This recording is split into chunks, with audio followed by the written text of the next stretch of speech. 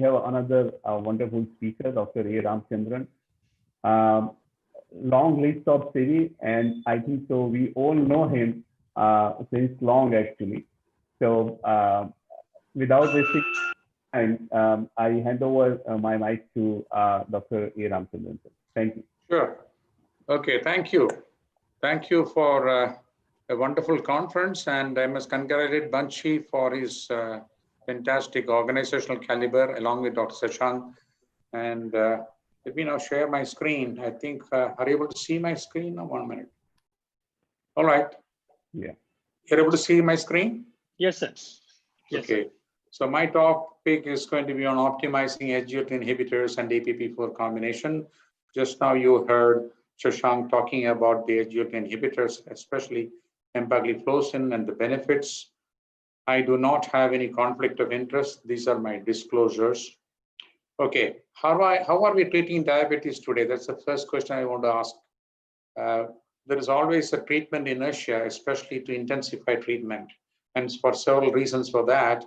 And I want to take this famous slide from Del Prato, which shows that whenever we treat diabetes in the first 5 to 10 years, we are not motivated to treat them because they are asymptomatic, and the patients also do not have any reason to come to the doctors for intensive control.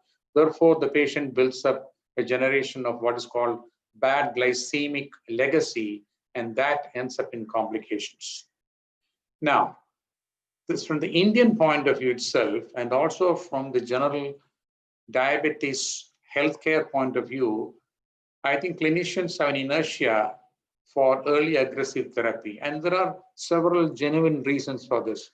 And I have put them here from some of the question answers that we got from clinicians.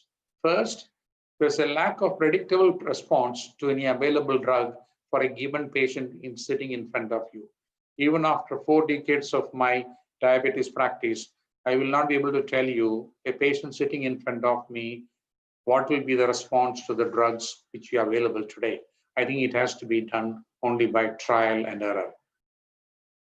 The second point is the difficulty in balancing the effect of lifestyle modification and the drug doses.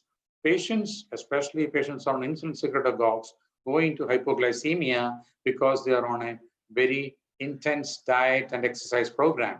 And the moment they do that, they go into hypoglycemia, and then you reduce the drugs, and then the patient again go into hyperglycemia. So there's a disequilibrium of balancing very powerful hypoglycemic drugs and lifestyle modification, because we know that diet and exercise are equally effective in reducing blood glucose as much as the drugs that we use. Thirdly, the fear of hypoglycemia. For any clinician, I think clinicians have the fear that patients may go into hypoglycemia. Therefore, we do not intensify treatment. And now that we have the new theory from all these new cardiovascular outcome trials, that every time you produce hypoglycemia, not only that it affects the quality of life, but it has got a mechanistic action on aggravating the risk of cardiovascular events and even mortality. Fourthly, the lack of immediate demonstrable benefits from an aggressive treatment. What motivates, after all, any one of us or the patient to keep a blood sugar on HbA1c of 6.5 when the patient, the benefit of that will be seen only 10 or 20 years from now? So that is a big question, and there is no immediate demonstrable benefit, and it is not rewarding to actually aggressively treat somebody, because the patient is not going to come and tell you, I am feeling better, unless there is some symptomatic relief. Because even if the blood sugar is 100 fasting or 120 fasting, there is no demonstrable difference in the well-being of patients. Lastly, lack of certainty about the prevention of complications. Even if you aggressively treat diabetes, today we still have some lack of evidence that hyperglycemia, treatment of hyperglycemia itself is enough to reduce cardiovascular complications, because we have better benefits from control of hypertension and lipids. So these are the reasons why there's an inertia on our part for early aggressive treatment. How do you choose your add-on therapy after metformin in type 2 diabetes? Well, you can always think of this. Thank you. Okay, so the logical approach to treat hyperglycemia would be a treatment based on pathophysiology of diabetes. And of course, there's a case for combining different agents for optimal benefit. And that is very apt from the talk Dr. Shashank just now gave on SGLT inhibitors. Now I am going to talk about the complementary effects of two important drugs which we have today in our hands. One is DPP-4 inhibitors, and the other one is SGLT inhibitors, about which Shashank just now talked. They have a complementary action when you combine that together. And of course, I'm going to justify that combining these two have benefits. DPP-4 inhibitors are insulin-dependent mechanism because they are insulin secretagogues. On the other hand, SGLT inhibitors have insulin-independent action. So combining them is pretty complementary. And DPP-4 inhibitors decrease glucagon, while SGLT2 increase glucagon. DPP-4 inhibitors have weight neutrality, while SGLT inhibitors reduces weight. So therefore, you can actually achieve some weight reduction. There's minimal interaction with the other drugs. DPP-4 inhibitor as well as SGLT inhibitors both have minimal risk of hypoglycemia, so combining them is very beneficial. Both increases GLP-1 levels and both decreases fasting and postprandial glycemia almost similar ways. So combining these together is actually a pretty wise decision to do that. And I think we have to take advantage of the complementary actions of these two agents. Now, we know the different mechanisms of production of pathophysiology of type 2 diabetes, starting from decreased insulin secretion, increased renal glucose absorption, glucose uptake, increased glucagon, lipolysis, and decreasing incretin effect. Now, combining DPP-4 inhibitor, which is an incretin-based therapy, with an SGLT inhibitors, can actually target multiple pathophysiology of type 2 diabetes. And in my opinion, if you can actually target multiple pathophysiology from the beginning of diabetes therapy, then it will be beneficial because you can actually control hyperglycemia without hypoglycemia because of these agents, as well as achieve definitely better HbA1c in the long run. And I think probably it may also lead to better preservation of beta cells. You may remember the triple therapy, which is recommended by Ralph DeFranco. He said that instead of stepping up one by one and losing control, it is better to target hypoglycemia with multiple agents in the beginning itself so that you achieve better HbA1c and can be maintained for longer periods of time. Now I am giving you 2 or 3 studies in which combining DPP-4 inhibitor as well as SGLT inhibitors had beneficial effects. This is, for example, of course, we're talking about empagliflozin and linagliptin.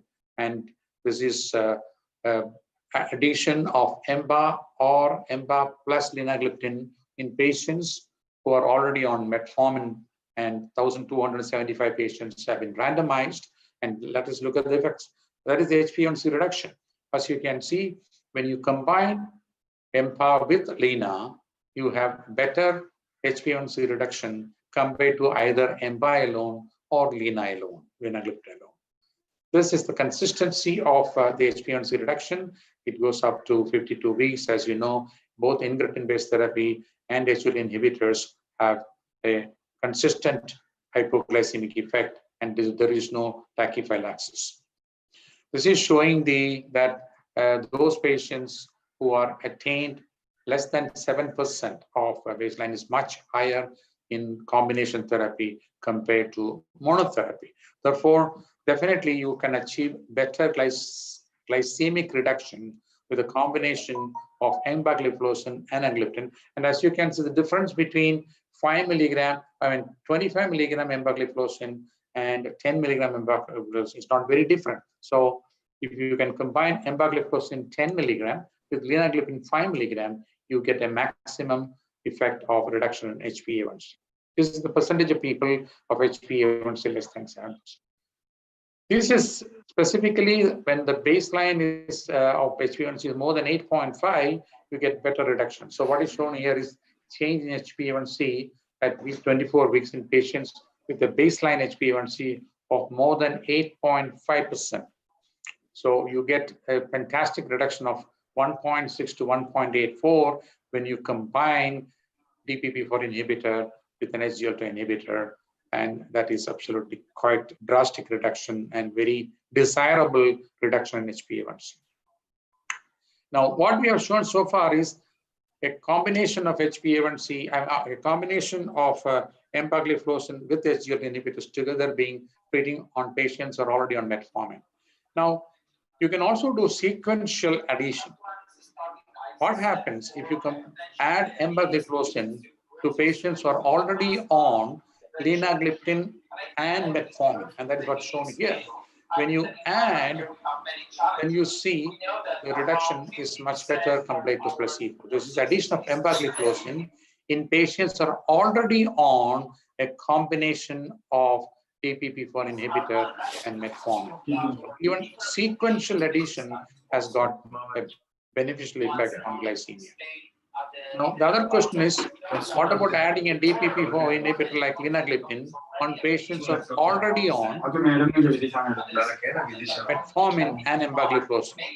Now you have fixed drug combinations of metformin and SGLT inhibitors in the market. So you may have patients who are already on a combination of metformin and SGLT inhibitor. Now, if you add DPP-4 inhibitor into those patients, what is the effect?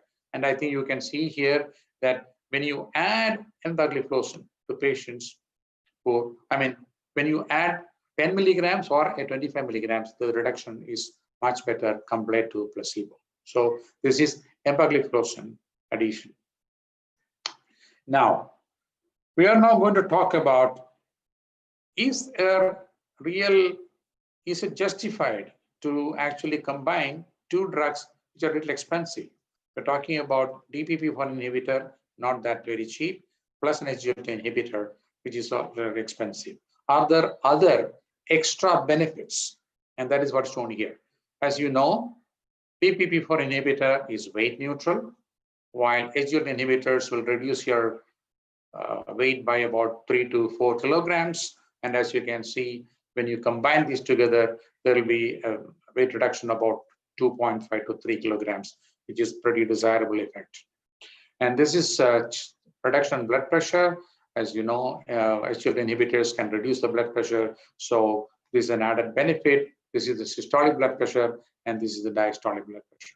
So we know that there is extra benefits of giving SGLT inhibitors with DPP-4 inhibitors because of their complementary action on multiple pathophysiology, and also we can get clinical benefits such as reduction in weight, reduction in blood pressure. Again, from the cardiovascular outcome trials, which just now Dr. Shashank Joshi has just now described, we have enough evidence to show that combining these two agents have extra benefits. We know from the MBARX study that you have a 14% relative risk reduction of 3-point MACE, 38% risk reduction in cardiovascular death, and almost a 40% risk reduction in the renal outcome. Therefore, there is no doubt empagliflozin is beneficial both for the heart and the kidney. Now we must examine, what about linagliptin? Has it got any effect? And this is important to know that after the severe TIMI study, we had a black box on DPP-4 inhibitors by the FDA because it increased significantly the hospitalization for heart failure. And the TICO study was neutral in that. But look at the Carmelina study, linagliptin, compared to placebo, marginally reduced the heart failure. This is the heart failure safety with linagliptin. So we don't have to fear about using linagliptin about heart failure. In fact, it has some benefits In fact, if you look at the real world data, this is the real world data, especially from Korea, of analysis of pretty large number of patients who have been on DPP-4 inhibitor linagliptin. There have been a 53% relative risk reduction of hospitalization for heart failure, 26% risk reduction on all-cause hospitalization, and there has been a 45% reduction in heart failure. Of course, this is an all-cause mortality. This is a real world. This is actually a subgroup analysis, and the trial may not be powered for evaluating the endpoints as shown in the bottom. But however, this is showing a signal that linagliptin, out of all the DPP-4 inhibitors, has got beneficial effects compared to the other drugs like saxagliptin or even sitagliptin. Sitagliptin was actually neutral as far as heart failure was concerned, and also neutral for cardiovascular outcome trial from the TCOS trial.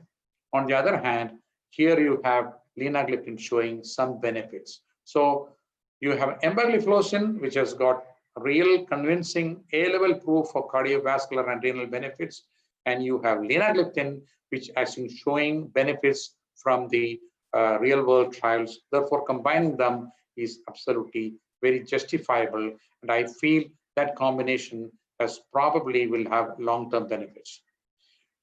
Now the question will be safety profile. As you can see here, the safety profile is very good, and we do not have any increased adverse events by combining two agents. But the question in your mind will be whether combining DPP-4 inhibitor with an SGLT inhibitor may increase urinary tract infection or genital infections, because you know that when the DPP-4 inhibitors came for the first time, we have evidence to show, and mechanistically, it can increase infections, like it can produce pharyngitis and urethritis. But look at this data. It's very interesting data here showing that actually, when you combine DPP-4 inhibitor with SGLT inhibitors, the incidence of genital infections, especially if you can look at that females and males, it's come down drastically. Very interesting. Actually, we would have probably expected that the genital infections would have increased because you are using two agents, and DPP-4 inhibitor also have the legacy of increasing infections. There is some explanation for this, and this is the genital tract infection forest was showing that all the studies by Rosenstock, DeFranco, all the studies have shown that genital infections come down significantly by combining SGLT inhibitors with DPP-4 inhibitor, even compared to only SGLT inhibitors. And an interesting explanation, and what is shown here, is the DPP-4 enzyme present in some of the bacteria or fungi. The inhibition may lead to less infections. I think that is only a theory, but I think we may have to do some more experimental studies in the laboratory in order to prove the mechanism of reduction in the drug. So I think by all means, this combination seems to be a pretty desirable one.